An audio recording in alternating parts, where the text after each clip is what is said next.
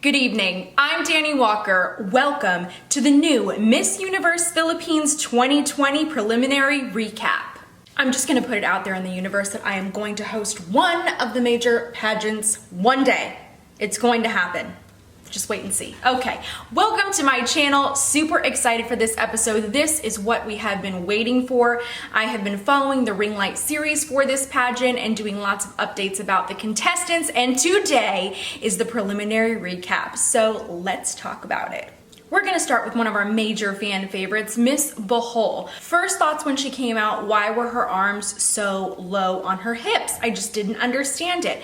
Ladies, when we place our hands on our hips, we're gonna place them at the smallest part of our waist, therefore accentuating our waist. There's still some time for changes. I think that she has done enough to make it into a semifinal. Bulacan I thought was so beautiful, but I remember being a little bit underwhelmed in her interview. I felt like she should have been more confident in it, but I still think that she is stunning on stage and could make a semifinal. She is one of those contestants that I would like to see come back and continue to grow. Cagayan Province is someone that really surprised me for interview. I talked about this in my last episode, and I actually preferred her hair, makeup, and styling for her interview. I would rather have seen her carry that over to finals night than the look that we did see. I thought that because the contestants were now doing their own hair and makeup because of COVID precautions, that we did see a big difference in hair and makeup on stage. And for this contestant, I thought that that was evident. I wanted to see the back of her hair extra straight. I thought that there were some bumps. I don't know how much humidity is in the air right now, but I do think that that could have affected the hairstyle, and I would have liked to have seen that look a little bit more polished. But overall, her performance wasn't too bad. I still liked her so much from interview that if I was judging, I would probably go a little bit easier on her for her swim and gown performance. Camarine Sir was someone that I really liked in interview. She was one of my initial favorites, and I think that she has done enough for her preliminary swim performance. I thought it was pretty good. One thing I would like to see is the arms pulled back just a little bit more when she's walking and when she's posing. Secret Grace is someone that I was totally rooting for, still am, and I really like that they reference that she believes that yellow is the color of a phenomenal woman. It really worked out for her. She ended up wearing a yellow swimsuit for this, and one thing I love about her is that I feel like she really looks like her images when I see her on stage, and I feel like that's an advantage for her. Cavite was very strong. I like that she did the walk initially down the runway with her hands on her hips. I liked how that looked on her, and she kept things really fierce, so I do wish for finals that she softens things up a little bit, be a little bit more playful for the finals, but still I think that she has one of the strongest walks. April Smith, one of my favorites from the interviews, who I just think is so stunning, did really well on stage, but same kind of note, I think that she was super sexy, and I don't think that she has to try to be sexy. She already is, so I would like to see things softened up. Not sure if I'm saying this right, but Makati, something like that. I really liked her during swim, and she's someone that I think has a lot more room for growth, but she has such a great base and foundation, and I'd like to see her come back and compete if the contestants are allowed to come back and compete. I'm not sure if they are. I don't know what the new rules are for this organization. If you know, please comment below. And if you haven't already, please subscribe to this channel, hit the notifications so that you don't miss any new episodes. And if you are already a current subscriber, welcome back, and give me a little like, hey, in the comments below to let me know that you are returning. Pasig City reminded me so much of a Trump era queen. I don't know if you got those vibes, but I feel like she is someone that I would have seen competing at Miss Universe in 2012, 2011. Those were the vibes I was getting from her. I think Palawan is really beautiful. I think that she had a decent interview, and it was one of those interviews that were middle ground for me. Like, it wasn't super strong to the point where I was like, yes, you should sail through, but also it wasn't, I would say, a weaker interview where she was really nervous or had a lot of trouble communicating. So I like her, and I'd like to see her in a semifinal. One of my favorites who I was really looking forward to seeing was Iloilo City, and I think that she had a really solid swim performance, but I wish she would have smiled more. That's the one change I would have made to her performance. Pasay, I think that's how you say it, not sure. I need to listen to these names a lot more. I love her, I'm such a fan of her, but the styling I wanted to see on her for swim would have been the same styling that she wore to the runway announcements. The red carpet announcements. I preferred that look. I think it was more modern, it was more chic, and I feel like this hairstyle, when it was styled fuller, that it aged her up. The contestants I'm going to mention next are my favorites this year for swim. These are definitely contestants I would put in a semifinal, and several of which I can definitely see in a top 5. To Gig City, I think was solid, and I foresee her in a semifinal. I think that she is really working for this title, and actually I envision her in a top 5. I think that her performances are really coming through.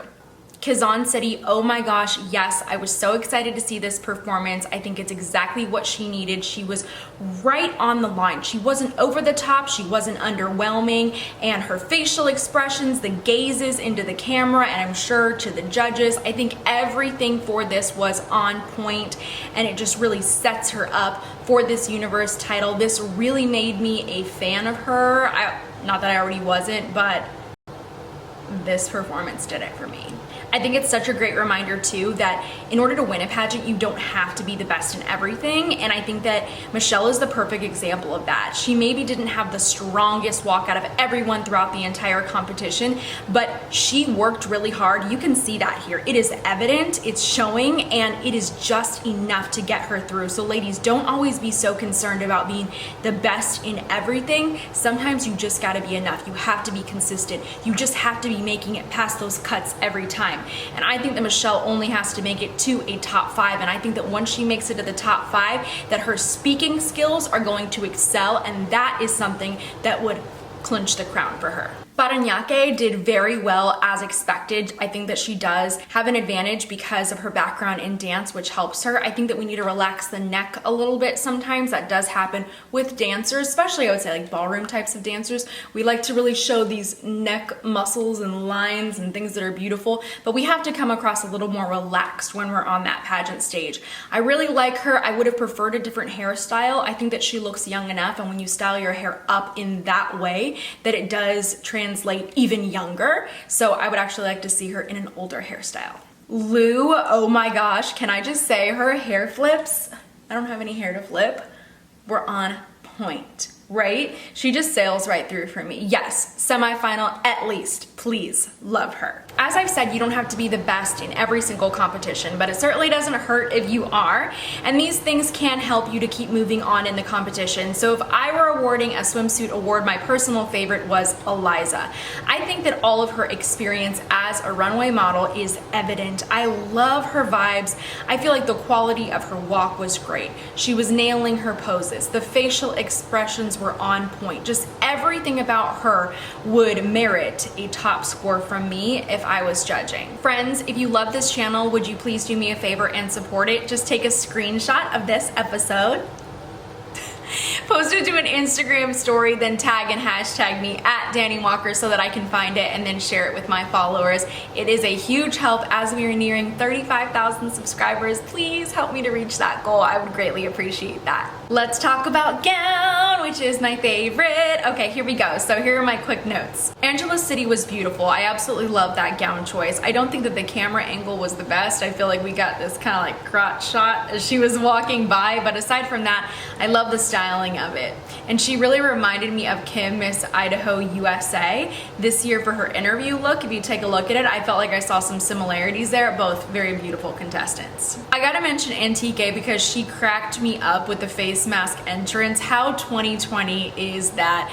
Years from now, people are gonna look back at these videos and just wonder what in the world was going on at that time. It's just a very different time for pageants. Bea's gown, please tell me who wore that gown, because it reminds me of someone and I cannot place it and it's driving me crazy. Was it a queen in Indonesia that wore that gown, or one very similar, or was it a queen in the Philippines, or maybe both? Someone please comment down below. I thought that Biliran and her gown was so beautiful. I really liked her initial entrance. She actually was one of my favorites for interview, and I would like to see her in a semifinal. But who do you think should be in a semifinal? Comment your favorites down below. Bahol wore a ponytail again, and as I said, I want to see her in a different look, which I know is difficult to execute when you're doing your hair and makeup by yourself. She also attempted a spin turn, and I talked about this in the Miss Thailand episodes I was doing where Punika did these beautiful spin turns in gowns, and as you can can see from this performance, it is not easy to do, which is why I was really impressed when Punika did it. And I feel like right here is a lesson. Ladies, if you cannot execute something on stage, don't do it. A turn is not going to be able to help you, but I do think it can hurt you sometimes if it's not well executed. So learn from that. But aside from all the turns, I think that she did still do really well on stage, and I think that she recovered really well and will still make it into a semifinal. Cagayan Province, I'm going to mention her, not because I thought it was one of my favorite gown performances, but because I wanted to say the importance of styling. I think that they added extensions into her hair, and I think that they needed to either do a shorter one or blend them better into her hair, which just takes practice, because I know that she didn't have a team during this process. So I would really like to have seen like extra straight hair, so all of that would have blended better in, and I think overall it would have helped her styling. I also think that her gown performance was stronger than her swim performance, and as you know, because I loved her interview, I'm a fan of her. Cameron Sir, oh my gosh, I loved her entrance. That slit, oh my gosh, just the entire gown, the styling of it. I think that everything was beautiful, and she's definitely one of my favorites. I see her in that semifinal. Secret Grace, for me, the gown was really unexpected with the cape. I don't think it actually needed the cape.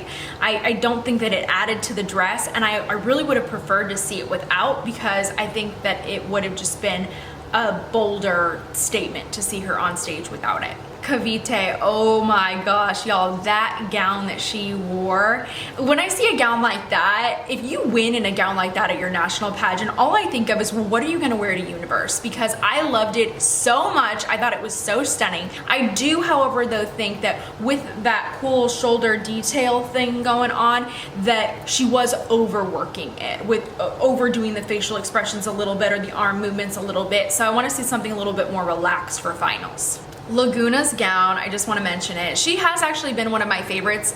I have seen her in the interview, and I felt like she was super confident. I think her answers were a little bit short. They could have been more descriptive, and I didn't mention that earlier. But her gown, oh my gosh. Wow. Cebu City with her gown and that reveal was bringing me very Miss Venezuela gown vibes, and I'm all for it. I think April's gown choice was perfect for her. I absolutely loved it, but I want to see her a little bit happier on stage. I don't think that she has to try to be sexy.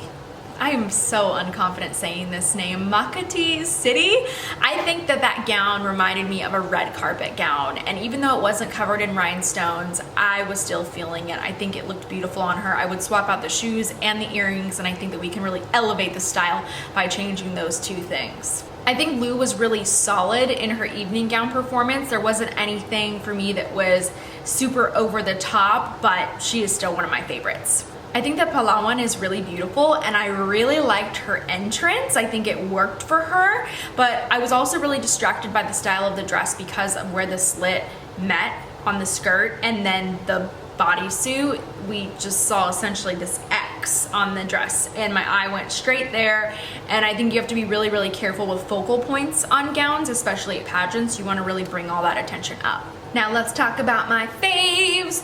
I don't have an absolute standout favorite for evening gown because there were quite a few that I really enjoyed, that I really loved. So let's start with Eliza. Oh my gosh. Does she look like a celebrity or what? I love her haircut with that gown. I love how she works it. I think it's fabulous. I think she looks like a celebrity. She gave me very much Demi Lee vibes, like when Demi came out in her gown for Miss Universe. It was just so chic and clean and fabulous. Just everything about it. I was loving it. For me, I was like, yes, girl, go to that top 5. Let's do it. There's like a fly. There's a fly in my video. Excuse me. Quezon City. Okay, here we go. Here is my favorite and her gown. So love the entrance. Oh my gosh, that face. It always captivates me. She is doing an excellent job with her hair and makeup. Just excellent. We saw a lot of hairstyle changes. I think that this was the right hairstyle change for her and that gown, seeing as we had that high neck. Now, love the dress color, and I think that the style worked on her, but I would like to have seen less of that bluish aqua fabric in the front of the gown. I wanted to see more of that sparkle and shine. I thought that there was a lot of fabric going on with the dress, and I just like a little bit more, but that's really nitpicky. I'm still putting her in her top 5. Iloilo City, beautiful gown choice, great performance. I really feel like she's fighting for this, but I would not flick the chiffon up. like that as much. I think chiffon is something that we like to throw around on stage a lot, but we should always remember it is a really beautiful, soft, elegant, flowing fabric, and I just don't think it looks its best when we do this and flick it up and throw it. Farinhaque, oh my gosh. So this look to me was actually quite daring, and I'll tell you why. She was so monochromatic. Whoa, the skin color, the lip color, the gown color, just everything about this. I have not seen a nude look on stage done like this, but I think it was done really, really well, and I think that her performance complemented that, and I loved it. And once again though, I would say just loosen that neck just a little bit, a little softer neck on stage, but fabulous. For me, that was like top 5. To Gig City, I really would have liked to have seen a different hairstyle on her. We've seen it in interview, we've seen it in swim, and now we're seeing it in gown. It is very beautiful, it is very fitting, but I just wanted to see something else.